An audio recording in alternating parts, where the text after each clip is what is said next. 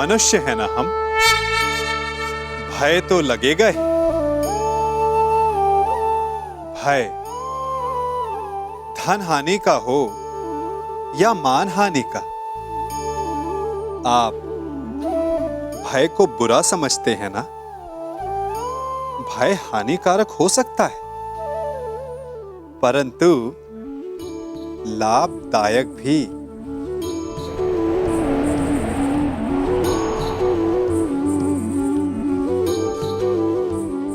सोचिए, किसी अनुचित कार्य के परिणाम का भय क्या आपको वो कार्य करने से रोक नहीं लेता? रोकता है, परंतु अनुचित कार्य हो जाने के पश्चात उसे संसार के समक्ष ना लाने देने का भय हमें एक के पश्चात दूसरी भूल करने पर विवश करता है। प्रयास करके हम अपना सम्मान बचा अवश्य लेते हैं, परंतु भविष्य में इसके परिणाम भयंकर सिद्ध हो सकते हैं।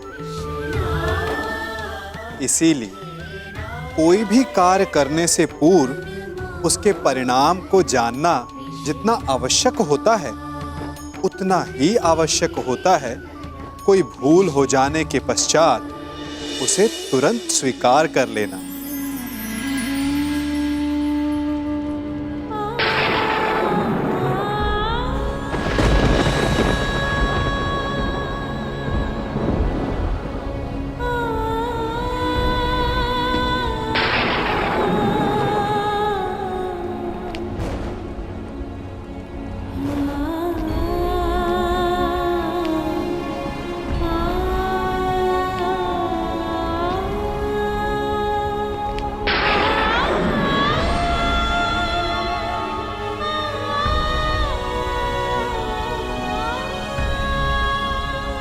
क्या हुआ बुआ?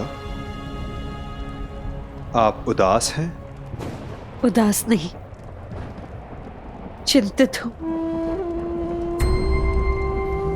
कृष्ण, क्या मैं अकेली हूं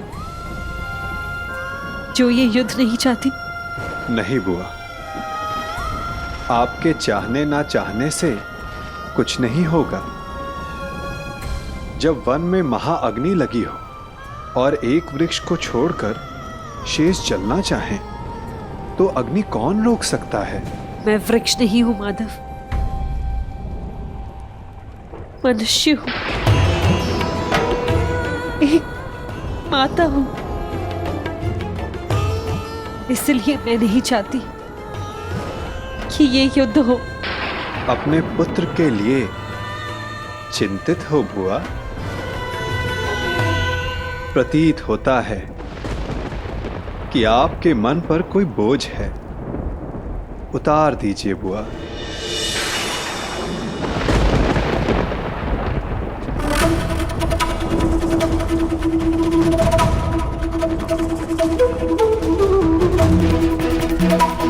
मैं अपने दोनों पुत्रों के लिए चिंतित हूं।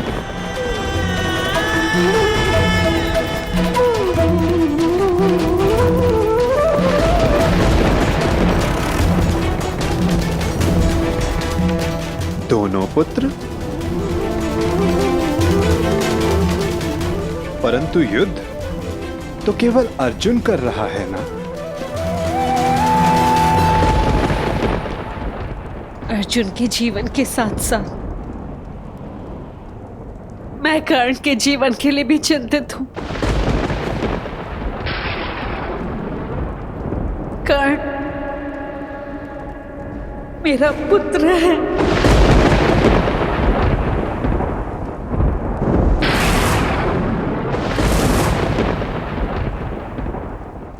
मेरा सबसे बड़ा पुत्र।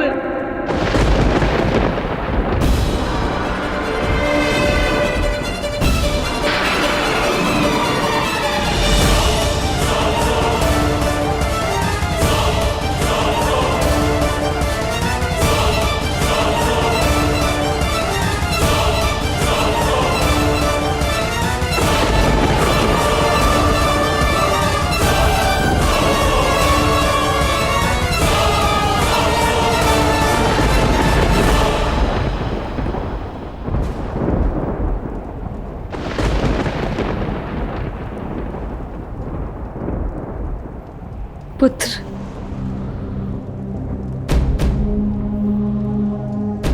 मैं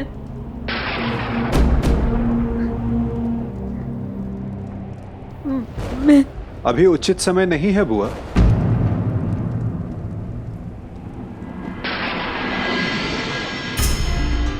किस बात का उचित समय नहीं है वासुदेव? भावुक होने का, अपने मन और कर्म से नियंत्रण खोने का। चूंकि भाव हो या कर्म या वचन उचित स्थान और उचित समय पर ही शोभा देते हैं। कदाचित इसीलिए प्रकृति ने मस्तिष्क का स्थान हृदय से ऊंचा रखा है, चूंकि समय पड़ने पर मस्तिष्क हृदय के प्रभाव पर नियंत्रण कर सके। कदाचित कल के द्वंद्व के लिए तुम यहां कुंती बुआ का आशीष लेने आए हो ना कर्ण? नहीं, मैं बस प्रणाम करने आया हूं।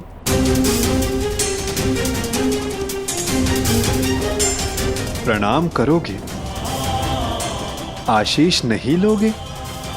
क्यों? क्योंकि विजयी होने का आशीष मांगकर मैं माता कुंती को धर्म संकट में नहीं डाल सकता। उस आशीर्वाद पर केवल उनके पुत्र अर्जुन का अधिकार है। तुम भी तो इन्हें माता कहकर पुकारते हो ना मित्र, तो इस नाते तुम भी इनके पुत्र हुए।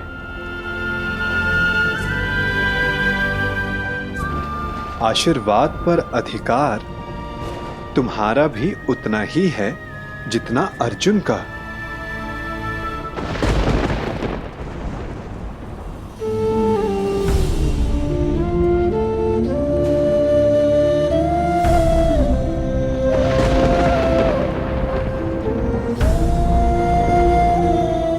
मैं यहां केवल कर्तव्य पालन के लिए आया हूं,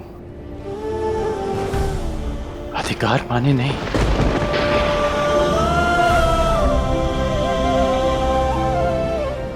जैसा मैंने अभी कहा कि विजयी होने के आशीष पर केवल अर्जुन का अधिकार है, मेरा नहीं।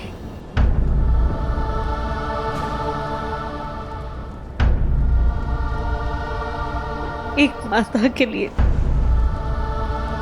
उसके पुत्र के विजय होने से अधिक उसका जीवित होना महत्वपूर्ण है।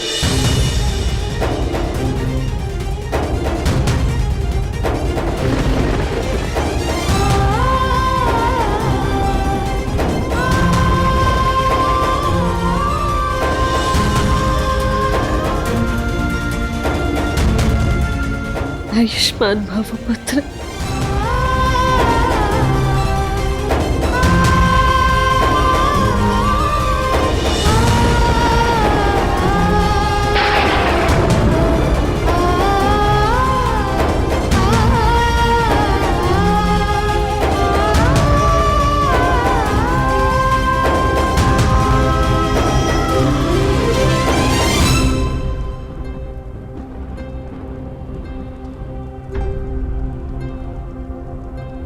सत्य सम्मुख आएगा बुआ, परंतु उचित समय उचित स्थान पर। और वो समय कब आएगा? ये समय आपको स्वयं बतलाएगा बुआ। बुआ हूं ना तुम्हारी, और भक्त भी। क्या इस युद्ध को रोक सकते हो? कर्म कर सकता हूं, परंतु फल समय के हाथ में है।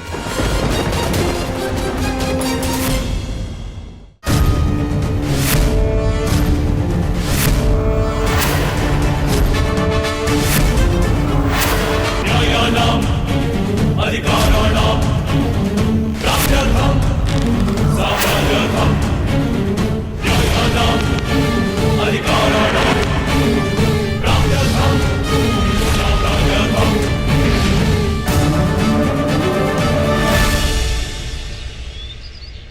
जिस परिवार को सुदृढ़ रखने के लिए मैंने मृत्यु को अपने से दूर रखा, उसका विभाजन मैं किस प्रकार देख सकता हूं? ऐसा कौन सा परिवार है जिसमें विवाद नहीं होता, परंतु विभाजन? क्या यही एक समाधान है? मुझे अपने कानों पर विश्वास नहीं हुआ था विदुर। वासुदेव जैसा विद्वान और बुद्धिमान विभाजन का सुझाव देता है। यदि मेरे वचनों से आपको पीड़ा पहुंची है तो मैं क्षमा प्रार्थी हूं गंगापुत्र, परंतु परिस्थितियां कभी कभी ऐसी हो जाती हैं कि परिवार को बांटना आवश्यक हो जाता है, विशेषकर तब जब परिवार के कुछ सदस्य शेष का विनाश चाहने लगे। मैं कह चुका हूं, मेरे जीवित रहते ऐसा कभी नहीं होगा।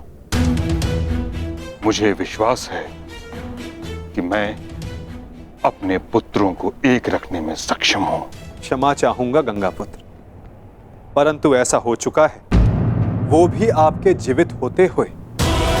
और रही बात आपके विश्वास की, तो वो लाक्षागृह की अग्नि में भस्म हो चुका है। क्या कह रहे हैं आप? दुर्योधन और शकुनी ने पुरोचन से वारणाव्रत में जो भवन बनवाया था, वो भवन लाक्षागृह था। वो पांडवों को भेंट देने के लिए नहीं, अपितु पांडवों को अग्नि की भेंट चढ़ाने के लिए था गंगापुत्र। मुझे विश्वास नहीं। तो आप महात्मा विदुर से पूछिए, यदि वो समय रहते पांडवों को सावधान नहीं करते तो आज आपके पांचों पौत्र जीवित नहीं होते। वासुदेव ठीक कह रहे हैं तातश्री। तुमने मुझे बताया क्यों नहीं विदुर? आपको कष्ट होता तातश्री। पांडवों की रक्षा मैंने कर ली थी, परंतु सत्य जानने के पश्चात कौरवों की रक्षा आपसे कोई नहीं कर पाता। यदि कौरवों और पांडवों को साथ रखा गया तो मुझे खेद है गंगापुत्र, कहीं हस्तिनापुर स्वयं एक लाक्षागृह में परिवर्तित ना हो जाए। स्पष्ट कहिए वासुदेव।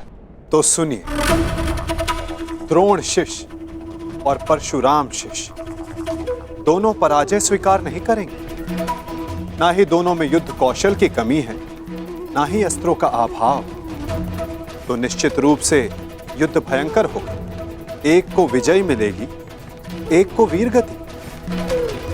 इस प्रश्न का उत्तर अवश्य मिल जाएगा कि हस्तिनापुर का अगला सम्राट कौन होगा, परंतु पांडवों और कौरवों के मध्य पैर समाप्त नहीं होगा गंगापुत्र। उनके ईर्ष्या और प्रतिशोध की अग्नि समाप्त नहीं होगी। कई लाक्षागृह सजेंगे और निश्चित रूप से हस्तिनापुर के प्रारब्ध में केवल युद्ध रह जाएगा, केवल रक्त रह जाएगा, केवल प्रतिशोध रह जाएगा गंगापुत्र।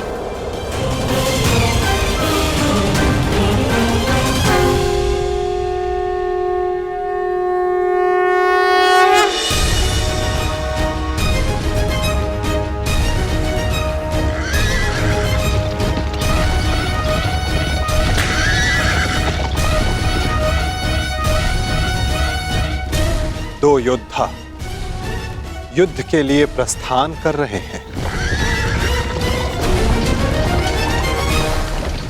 और संभवतः उनमें से एक ही लौट पाए। निर्णय आपका है गंगापुत्र।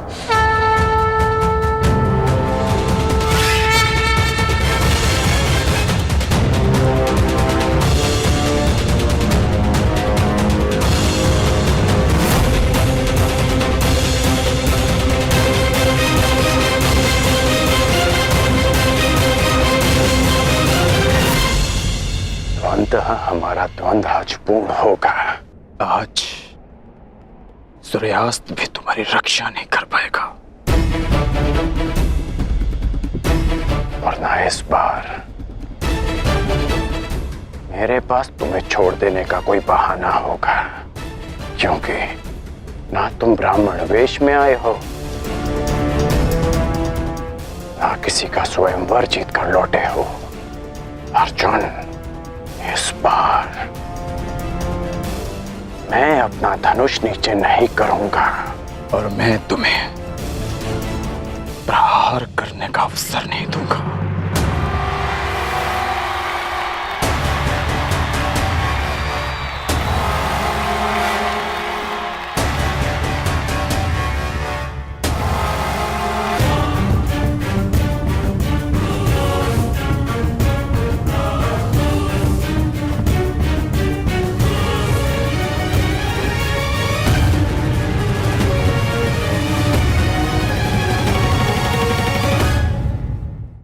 कर्ण और अर्जुन द्वंद्व के लिए प्रस्तुत है महाराज। द्वंद्व प्रारंभ किया जाए ताज।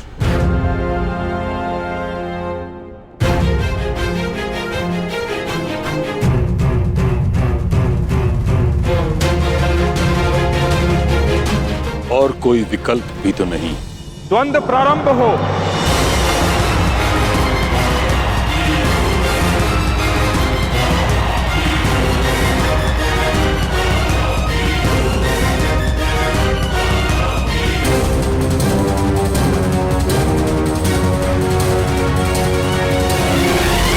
ये द्वंद्व नहीं, तुम्हारा सौभाग्य प्रारंभ हो रहा है मेरे होने वाले सम्राट। हाँ मामाश्री।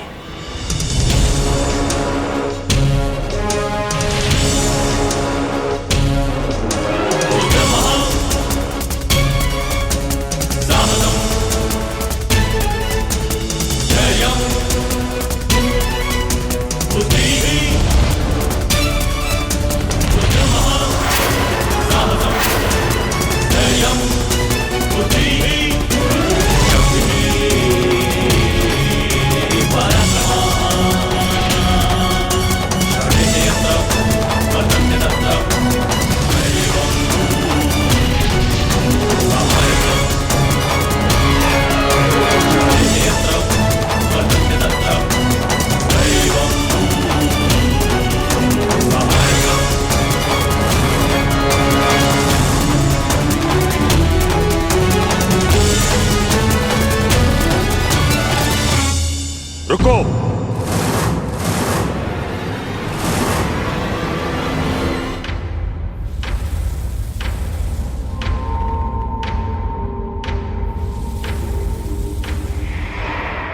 क्या हुआ ताज?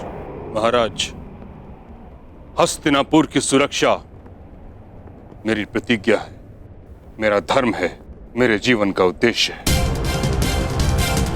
मुझे लगा था कि इस द्वंद्व से हस्तिनापुर का रक्त बहने से बच जाएगा,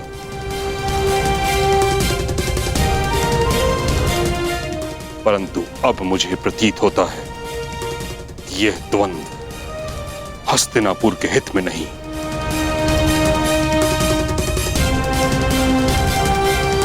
इस कारणवश मैं इस द्वंद्व को समाप्त करने की घोषणा करता हूं।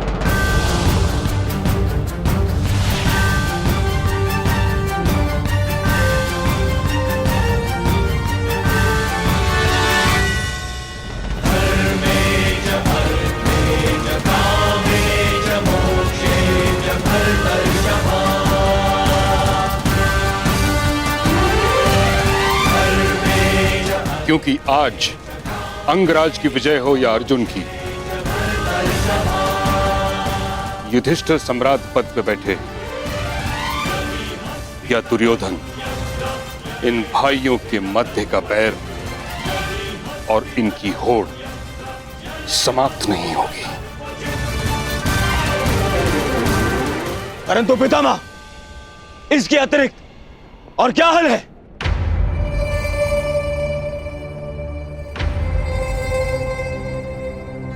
विभाजन, विभाजन, विभाजन।